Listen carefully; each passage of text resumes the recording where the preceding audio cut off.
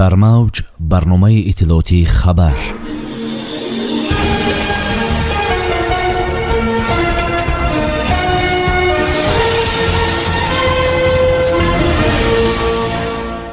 маросими имзои санадҳои нави ҳамкорӣ миёни Тоҷикистону Озарбойҷон. нигаронии додситони кул аз афзоиши ҷиноятҳои хусусияти террористиву экстремистӣ дошта дар вилояти Суғд. саркашии ҷавонон аз хидмати ҳарбӣ ва даъват аз мансабдорон. моҳидорӣ дар Тоҷикистон то фасли тобистон манъ карда шуд. дар минтақаҳои доманакӯҳи Тоҷикистон сар задани зуҳуроти сел пешгӯӣ мешавад. дар ҳузури сарони давлатҳо муҳтарам Эмомалӣ Раҳмон ва муҳтарам Илҳом Алиев 14 санади нави ҳамкорӣ ба имзо расид. созишнома байни ҳукумати ҷумҳурии Тоҷикистон ва ҳукумати ҷумҳурии Озарбойҷон оид ба ҳамкорӣ дар соҳаи геодезия, харитасозӣ, заминсозӣ, кадастр ва мушоҳидаи фосилавии замин. созишнома оид ба ҳамкорӣ байни Вазорати корҳои дохилии ҷумҳурии Тоҷикистон ва Вазорати корҳои дохилии ҷумҳурии Озарбойҷон. протокол байни хадамоти гумрукӣ назди ҳукумати ҷумҳурии Тоҷикистон ва кумитаи гумруки ҷумҳурии Озарбойҷон оид ба ташкили табодили пешакии иттилоъ доир ба молҳо ва воситаҳои нақлиёт ки байни ҷумҳурии Тоҷикистон ва ҷумҳурии Озарбойҷон интиқол меёбанд. ёддошти тафоҳум байни департаменти мониторинги моилавии назди Бонки Миллии Тоҷикистон ва хадамоти мониторинги моилавии ҷумҳурии Озарбойҷон оид ба ҳамкорӣ дар соҳаи мубодилаи иттилооти кашшофии моилавӣ вобаста ба қонунигардонии даромадҳои бо роҳи ҷиноят ба даст оварда, ҷиноятҳои асосӣ ва маблағгузории терроризм. барномаи чорбиниҳо оид ба ҳамкории иқтисодӣ байни ҳукумати ҷумҳурии Тоҷикистон ва ҳукумати ҷумҳурии Озарбойҷон то соли 2025. харитаи роҳ оид ба таҳкими ҳамкорӣ байни Вазорати кишоварзии ҷумҳурии Тоҷикистон ва Вазорати кишоварзии ҷумҳурии Озарбойҷон барои солҳои 2023-2024. барномаи ҳамкорӣ байни Вазоратҳои корҳои хориҷии Тоҷикистон ва Озарбойҷон барои солҳои 2023-2024. ёддошти тафоҳум оид ба ҳамкорӣ дар соҳаи фарҳанг байни Вазорати фарҳанги ҷумҳурии Тоҷикистон ва Вазорати фарҳанги ҷумҳурии Озарбойҷон. ёддошти тафоҳум байни Кумитаи давлатии сармоягузорӣ ва Идораи амволи давлатии ҷумҳурии Тоҷикистон ва Вазорати иқтисоди ҷумҳурии Озарбойҷон дар соҳаи сармоягузорӣ, пешбурдӣ, стартапҳо ва соҳибкорӣ. ёддошти тафоҳум байни Кумитаи рушди сайёҳӣ назди ҳукумати ҷумҳурии Тоҷикистон ва Агентии давлатии сайёҳии ҷумҳурии Озарбойҷон оид ба ҳамкорӣ дар соҳаи сайёҳӣ. ёддошти тафоҳум оид ба ҳамкорӣ байни Бонки Миллии Тоҷикистон ва Бонки Марказии ҷумҳурии Озарбойҷон. ёддошти тафоҳум байни Корхонаи воҳиди давлатии Тоҷинвести назди Кумитаи давлатии сармоягузорӣ ва Идораи амволи давлатии ҷумҳурии Тоҷикистон ва Агентии ташвиқи содирот ва сармояи ҷумҳурии Озарбойҷон. протокол оид ба барқарор намудани равобити бародаршаҳрӣ байни шаҳри Исфараи ҷумҳурии Тоҷикистон ва шаҳри Шушаи ҷумҳурии Озарбойҷон. ёддошти тафоҳум байни Палатаи савдо ва саноати ҷумҳурии Тоҷикистон ва Агентии соҳибкории хурд ва миёнаи ҷумҳурии Озарбойҷон.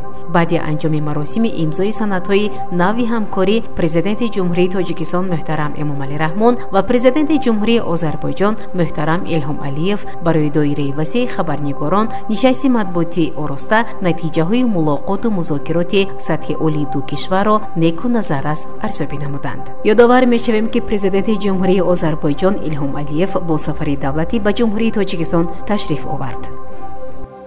Юсуф Раҳмон, додситони кулли Тоҷикистон аз афзудани шомилшавии ҷавонон ба ҳизбу ҳаракатҳои ифротгароӣ дар вилояти Суғд нигаронӣ карда изҳор дошт. шаҳри Исфара дар ин масъала яке аз минтақаҳои нигаронкунанда боқӣ мемонад.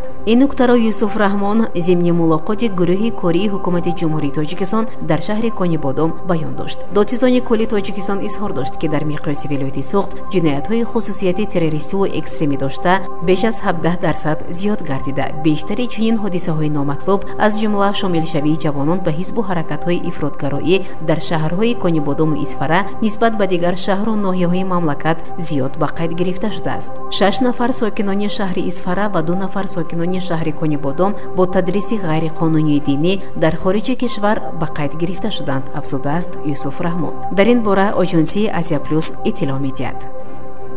додсизони кулли Тоҷикистон Юсуф Раҳмон изҳор дошт масъалаи маъракаи даъвати баҳории ҷавонон ба сафи қувваҳои мусаллаҳ ва тарбияи ҳарбӣ ватандӯстии шаҳрвандон дар мадди аввал қарор дорад. ӯ гуфт ки нисбати 6 нафар сокинони шаҳри Конибодом ва 7 нафар шаҳрвандони Исфара бинобар саркашӣ намудан аз хидмати ҳарбӣ парвандаҳои ҷиноятӣ боз карда шудааст. ёдовар мешавем ки тибқи моддаи 343 кодекси ҷиноятии кишвар барои саркашӣ аз хидмати ҳарбӣ ва алтернативӣ аз 34 то 68 ҳазор сомонӣ ҷарима ё то 2 сол зиндон пешбинӣ шудааст.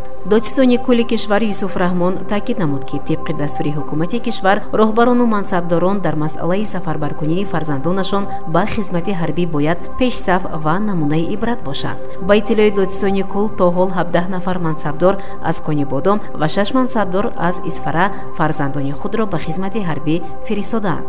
дар ин бора оҷонсии Азия Плюс иттилоъ медиҳад. бо қарори кумитаи ҳифзи муҳити зисти назди ҳукумати ҷумҳурии Тоҷикистон аз 1 апрел то 15 июни соли равон моҳидорӣ дар ҳамаи обанборҳои ҷумҳурӣ манъ карда мешавад.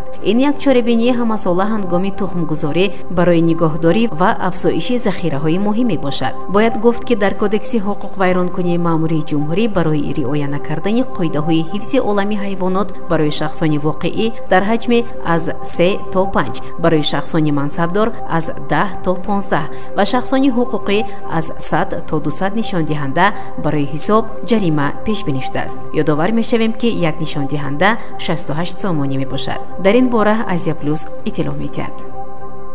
кумитаи ҳолатҳои фавқулодда ва мудофиаи граждании назди ҳукумати ҷумҳурии Тоҷикистон ба таваҷҷӯҳи сокинон ва меҳмонони кишвар мерасонад ки бино ба маълумоти агентии обу ҳавошиносии кишвар санаҳои 6-7 апрели соли равон ҳавои номусоид боқӣ мемонад ва махсусан дар навоҳии кӯҳиву наздикӯҳии тобеи ҷумҳурӣ, вилоятҳои Хатлон ва Суғд, ноҳияҳои ғарби вилояти мухтори Кӯҳистони Бадахшон аз сабаби боронҳои шадид эҳтимоли омадани селҳо вуҷуд дорад. эҳтимол меравад дар рӯдхонаҳои Ёхсу, Қизилсу ва дарёҳое ки дар ҷануби қаторкӯҳҳои Ҳисор ҷорӣ мешаванд, сатҳи об боло равад.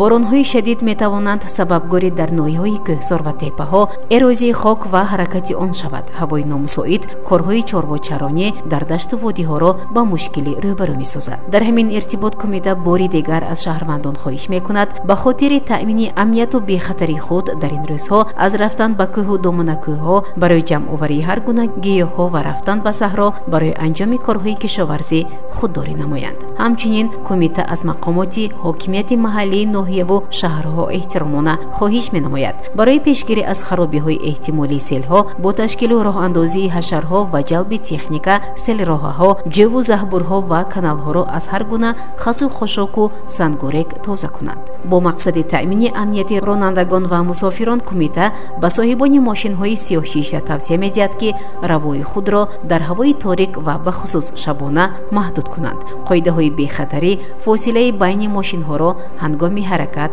ҳатман риоя намоянд. дар ин бора кумитаи ҳолатҳои фавқулодда ва мудофиаи граждании назди ҳукумати ҷумҳурии Тоҷикистон иттилоъ медиҳад.